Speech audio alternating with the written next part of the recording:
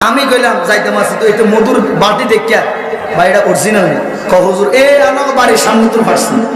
তো একটু যেন আমাকে বাড়ির সামনে কথা কইছে তো আমি আর কথা বাড়াইল চিন্তা করলে আমাকে বাড়ির সামনে যেত না আমাদের টাইমে গেছে দেরি গরম যাইতো না আমাকে বাড়ির সামনে কোনো কথা নাই ভাই আমার আধা কেজি হুজুর আধা কেজি না 1 কেজি রয়েছে অরিজিনাল লাগে তোমার ফার্ম দিই আধা কেজি জায়গা